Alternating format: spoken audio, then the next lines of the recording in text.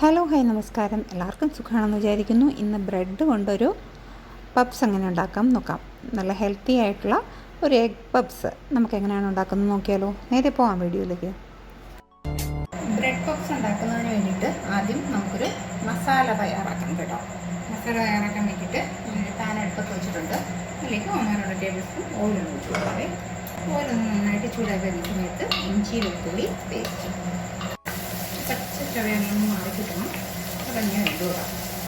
പച്ച ചവയൊക്കെ അങ്ങ് മാറിയിട്ടുണ്ട്. ഒന്ന് മൂത്ത് തുടങ്ങിയിട്ടുണ്ട്. ഇനിയിപ്പോൾ ഒരു 1.5 സവാള, വലുതാണെങ്കിൽ 1 മതി. നമുക്ക് ഒരു വലിയ സവാളയും പിന്നെ ഒരു സവാളയുടെ പകുതിയും കൂടി ഇട്ടിട്ടുണ്ട് കേട്ടോ. അത് 1.5 സവാള. ചെറുതാണെങ്കിൽ 2 സവാള ഒന്ന് ട്രാൻസ്പാരൻ്റ് ആവണം. അപ്പോൾ ഇതൊന്ന് പെട്ടെന്ന് മൂത്ത് കിട്ടാൻ വേണ്ടി നമുക്ക് കുറച്ച് ഉപ്പും കൂടിയാണ് ഇട്ട് പിന്നെ ഇത്ര മതി. ഇതിന് കുറച്ച് മസാലകൾ ചേർക്കണ്ടേ. മഞ്ഞൾപ്പൊടി, മുളക് പൊടി, മല്ലിപ്പൊടി, ഗരം മസാല. എഗ് മസാലയാണ് ചേർക്കണമെങ്കിൽ അത് ചേർത്താലും മതി കേട്ടോ. ഞാനിപ്പോൾ ഇതെല്ലാം കൂടി ചേർക്കുന്നുള്ളതേ ഉള്ളൂ. ഇവിടെ ഒരു 2 മിനിറ്റൊക്കെ ആയിട്ടുണ്ട്. ഇതിലേക്ക് ഒരു 2 ടേബിൾ സ്പൂൺ വെള്ളം, നല്ല തിളച്ച വെള്ളം കേട്ടോ. മസാല ഒന്ന് കുഴഞ്ഞിരിക്കുന്നതിന് വേണ്ടിയാണ്. ആവുന്ന സമയത്ത് നമുക്കൊരു കൂട്ട് തയ്യാറാക്കി വയ്ക്കാം. ഒരു മിക്സ് കേട്ടോ. 2 മുട്ട. ഹെൽത്തി ആയിട്ടുള്ള ഒരു ആഹാരമാണ് കേട്ടോ. ഞാൻ ബ്രൗൺ ബ്രെഡ് കൊണ്ടിട്ടാണ് ചെയ്യുന്നത്. നിങ്ങൾ വൈറ്റ് ബ്രെഡ് കൊണ്ട് ചെയ്താലും കുഴപ്പമൊന്നുമില്ല. രാത്രി ബ്രേക്ക്ഫാസ്റ്റിന്, രാത്രി ഡിന്നറിനൊക്കെ എടുക്കാനായിട്ട് ഒരു അടിപൊളി ആഹാരമാണ്. സ്വല്പം ഉപ്പിട്ട് കൊടുക്കാം കേട്ടോ.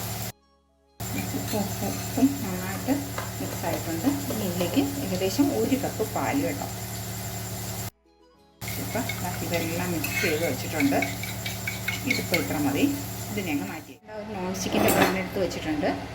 അതിലേക്ക് നമുക്ക് ആദ്യം ചെയ്യാനുള്ളത് നല്ല ബ്രൗൺ ബ്രെഡ് എടുത്ത് വെച്ചിട്ടുണ്ട് കേട്ടോ.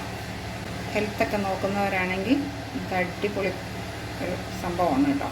ഇങ്ങനെ ആ മുട്ടയുടെ മിക്സിൽ ഇങ്ങനെ മുക്കിയതിന് ശേഷം ഇങ്ങനെ വെച്ച് കൊടുക്കുക.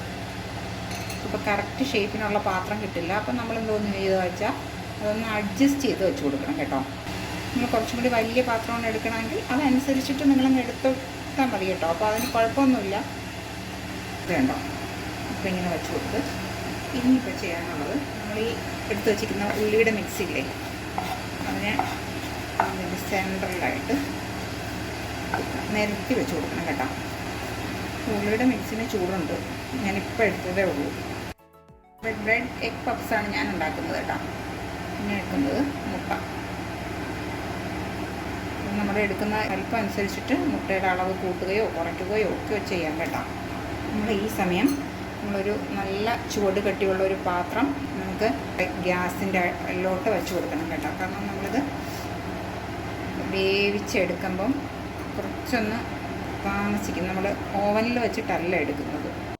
ബാക്കിയുള്ള കൂട്ടുണ്ടെങ്കിൽ ഇതിലോട്ട് ഇങ്ങനെ അങ്ങ് ഒഴിച്ച് കൊടുത്താൽ മതി. എൻ്റെ മുകളിലോട്ട് അങ്ങ് ഒഴിച്ച് കൊടുത്താൽ മതി.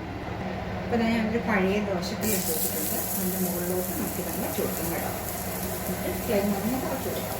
എന്നിട്ട് ഇതിനെ ഒന്ന് അടച്ച് വെച്ച് കൊടുക്കണം കേട്ടോ. അടച്ച് വയ്ക്കുമ്പോൾ വേറൊരു കാര്യം കൂടി ശ്രദ്ധിക്കാനുള്ളതെന്ന് ഉള്ളിൽ ഇതേപോലെ ചെറിയ ഹോൾസ് ഉണ്ടെങ്കിൽ ഒരു ഫോയിൽ പേപ്പറോ അല്ലെങ്കിൽ ഞാനിപ്പോൾ ഒരു ഗ്രാമ്പ് വെച്ച് അടച്ചിട്ടുണ്ട്. ഒരു ഗ്രാമ്പ് വെച്ച് കേട്ടോ. ആവി വെളിയിൽ പോകാതെ അങ്ങനെ അടച്ച് വെച്ച് കൊടുക്കണേ. 10 മിനിറ്റ് ഇരിക്കട്ടെ കേട്ടോ. പെട്ടെന്നായി കിട്ടും. ബ്രെഡൊക്കെ അല്ലേ, അതുകൊണ്ട് പെട്ടെന്നായി കിട്ടുമേ. 10 മിനിറ്റ്. ഇപ്പം എന്താ ഒരു സൈഡൊക്കെ ആയിട്ടുണ്ടായിരിക്കും. നമുക്ക് 10 മിനിറ്റൊക്കെ ആയിട്ടുണ്ട്. അപ്പോൾ നമുക്ക് ഇതിനെ പതുക്കെ ഓപ്പൺ ചെയ്യാം. എന്നിട്ട് ഞങ്ങൾ വേറൊരു പാൻ എടുത്ത് കമഴ്ത്തി ഇതിൻ്റെ പുറത്ത് വെച്ചിട്ടുണ്ട്. എന്നിട്ട് ഇതിനെ ഒന്ന് തിരിച്ച് ഇതേപോലെ ആക്കി കൊടുക്കാം. കണ്ടോ, അടിഭാഗം ഒന്നും കരിഞ്ഞിട്ടൊന്നുമില്ല, ഒട്ടും കരിഞ്ഞിട്ടില്ല. ഇനി ഈ സൈഡും ഒന്ന് അതേപോലെ ആവണം. നമുക്ക് ഒന്ന് അടച്ചു വെച്ചേക്കാം കേട്ടോ. സംഭവം അത്രയേ ഉള്ളൂ. രാത്രിയിലത്തെ ആഹാരം റെഡി ആയിട്ടുണ്ട്. നല്ല കണ്ടോ, 2 സൈഡും നല്ലതുപോലെ ആയിട്ടുണ്ട്. ഇനി നമുക്കിത് കട്ട് ചെയ്ത് കഴിക്കുന്ന പരിപാടി ഉള്ളൂ കേട്ടോ. കണ്ടുകൊണ്ടിരിക്കുന്ന സമയത്ത് എനിക്ക് ഇഷ്ടമാവുകയാണെന്നുണ്ടെങ്കിൽ ഒന്ന് ലൈക്ക് ചെയ്തേക്കും, ഒന്ന് ഷെയർ ചെയ്തേക്കും, ഒന്ന് സബ്സ്ക്രൈബ് ചെയ്തേക്കും മറക്കല്ലേ.